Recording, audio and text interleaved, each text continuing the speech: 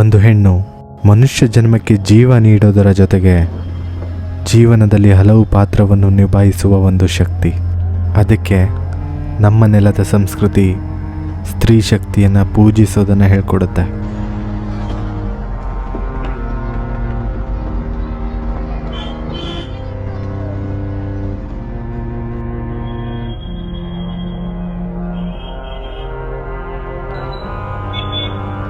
So hi ಎಲ್ಲರಿಗೂ ನಮಸ್ಕಾರ, welcome back. ಇನ್ನೊಂದು ವಿಡಿಯೋಗೆ ಸ್ವಾಗತ.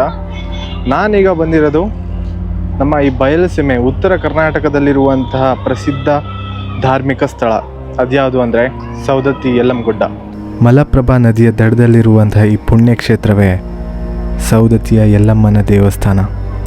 ಕರ್ನಾಟಕದಲ್ಲಿರುವ ಜಾಗೃತ ಶಕ್ತಿಪೀಠಗಳಲ್ಲಿ ಸೌದತ್ತಿಯ ಯಲ್ಲಮ್ಮಗುಡ್ಡದಲ್ಲಿರುವ ರೇಣುಕಾದೇವಿಯ ದೇವಸ್ಥಾನ ಕೂಡ ಒಂದು.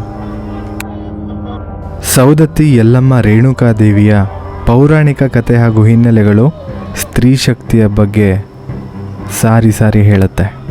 ಹಾಗೆ ಆ ಪೌರಾಣಿಕ ಹಿನ್ನೆಲೆ ನಿಮಗೆ ಗೊತ್ತಿರುತ್ತೆ ಅಂತ ಅಂದ್ಕೊಳ್ತೀನಿ. ಸೌದತ್ತಿಗೆ ಬಂದರೆ ಫಸ್ಟ್ ನಾವು ವಿಸಿಟ್ ಮಾಡೋದು ಈ ಜೋಗುಳ ಬಾವಿಗೆ. ಜೋಗುಳ ಬಾವಿಗೆ ಬಂದು ಇಲ್ಲಿನ ತೀರ್ಥ ಸಿಂಸ್ಕೊಂಡೆ ದೇವಸ್ಥಾನಕ್ಕೆ ಹೋಗ್ತಾರೆ.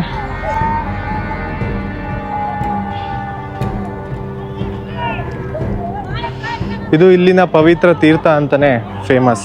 ಇಲ್ಲಿನ ತೀರ್ಥನ ಸಿಂಸ್ಕೊಂಡು ಅಥವಾ ಇಲ್ಲೇ ಸ್ನಾನ ಮಾಡಿ ನಂತರ ಇಲ್ಲಿಂದ ಸೌದತ್ತಿ ಯಲ್ಲಮ್ಮನ ದೇವಸ್ಥಾನಕ್ಕೆ ಹೋಗ್ತಾರೆ. ಇಲ್ಲಿ ಸುಮಾರು ಸಂಪ್ರದಾಯಗಳಿದೆ, ವಿಧಿವಿಧಾನಗಳಿದೆ. ಅದನ್ನೆಲ್ಲ ಮಾಡೋದು ಇಲ್ಲಿರುವ ಜೋಗಮ್ಮಂದಿರು, ದೇವರ ದಾಸಿಯರು ಅಂತಲೂ ಕರೀತಾರೆ. ಅವರೇ ಇಲ್ಲಿನ ಪೂಜಾ ವಿಧಿಗಳನ್ನು ಮಾಡಿಕೊಡ್ತಾರೆ. ಪ್ರತಿ ಧಾರ್ಮಿಕ ಸ್ಥಳಕ್ಕೂ ತನ್ನದೇ ಆದ ಒಂದು ವಿಶೇಷತೆ ಇದೆ. ಈ ಸ್ಥಳ ಸುತ್ತಮುತ್ತ ಇರುವ ಶುದ್ಧತೆಗಿಂತ ನಮ್ಮೊಳಗಿರುವ ಶುದ್ಧತೆಯನ್ನು ಪರೀಕ್ಷೆ ಮಾಡುತ್ತೆ. ಇಲ್ಲಿರುವ ಜೋಗಮ್ಮಂದಿರು ದಿನನಿತ್ಯ ಜೋಗತಿಯನ್ನು ಮಾಡಿ ದಾನವನ್ನು ಪಡ್ಕೊಂಡು ತಮ್ಮ ಜೀವನವನ್ನು ಸಾಗಿಸ್ತಾ ಇರ್ತಾರೆ. ಅದು ಇಲ್ಲಿನ ಪರಂಪರೆ. ಆ ಪರಂಪರೆಯನ್ನು ಸುಮಾರು ಮನೆತನಗಳು ಇಂದೂ ಕೂಡ ಮುಂದುವರ್ಸ್ಕೊಂಡು ಹೋಗ್ತಾ ಇರುತ್ತೆ. ಆ ಪರಂಪರೆ ಹಾಗೂ ಆ ಜೀವನದ ಹಿಂದೆ ಸುಮಾರು ತ್ಯಾಗಗಳೇ ಇರುತ್ತೆ.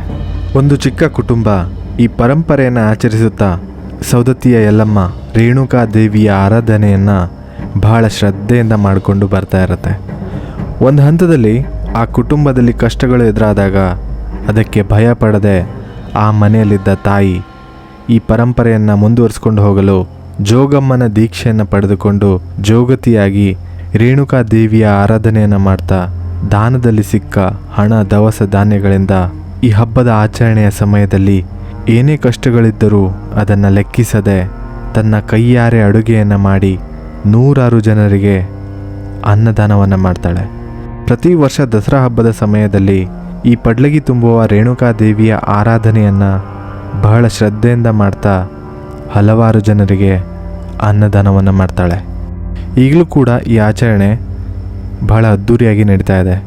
ಆ ಆಚರಣೆ ಏನೂ ಕೊರತೆ ಇಲ್ಲದೆ ವಿಜೃಂಭಣೆಯಿಂದ ನಡೀತಾ ಇದೆ ಅಂದರೆ ಅದಕ್ಕೆ ಯಲ್ಲಮ್ಮ ದೇವಿಯ ಶಕ್ತಿಯ ಜೊತೆಗೆ ನಾಗಮ್ಮನ ಶ್ರಮ, ದೃಢ ನಿರ್ಧಾರ ಹಾಗೂ ಆಕೆಯಲ್ಲಿದ್ದ ದೈವ ಸಂಕಲ್ಪವೇ ಒಂದು ದಾರಿಯಾಗಿದೆ.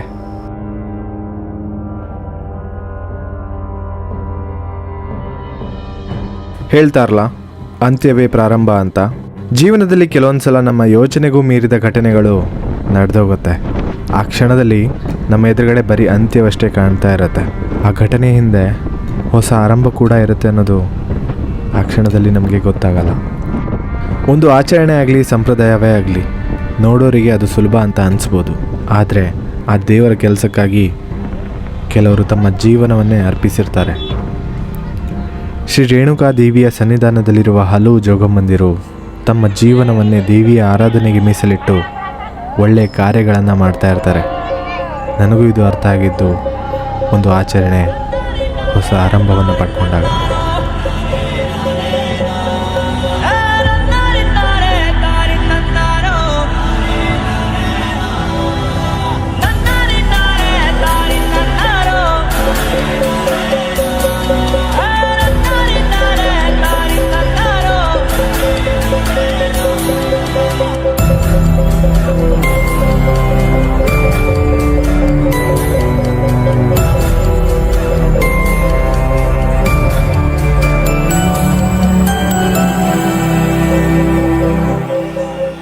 ಇವರು ನನ್ನ ತಂದೆಯ ತಂಗಿ, ನನ್ನ ಅತ್ತೆ, ನನ್ನ ತಾಯಿಯ ಇನ್ನೊಂದು ಸ್ವರೂಪ.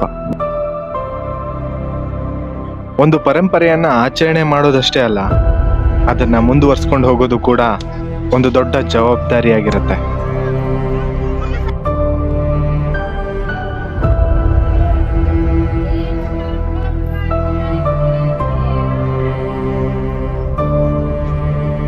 ಈ ಆಚರಣೆಯನ್ನ ಮುಂದುವರ್ಸ್ಕೊಂಡು ಹೋಗೋಕ್ಕೂ ಮುಂಚೆ ತಮ್ಮನ್ನ ಈ ಆರಾಧನೆಗೆ ಸಮರ್ಪಿಸಬೇಕಾಗತ್ತೆ.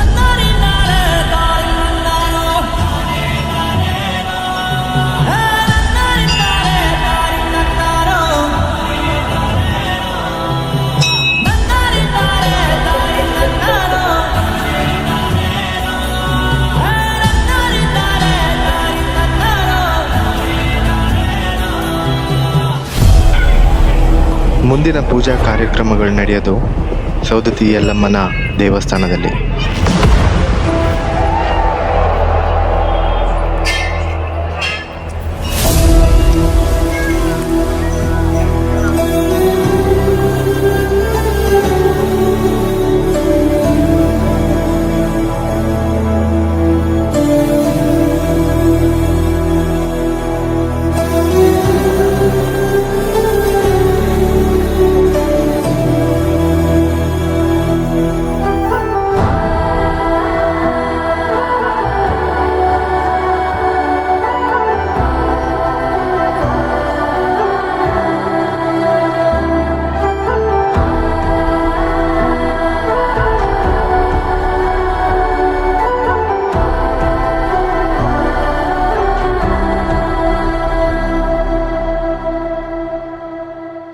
ಗಗನನಿ ಭುವನನಿ ಶಿಖರನಿ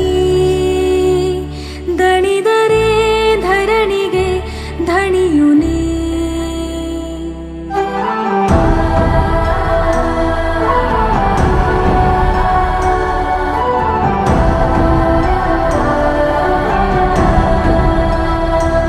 ಉದಯನಿ ಉಲ್ಕೆನಿ ಸಕಲನಿ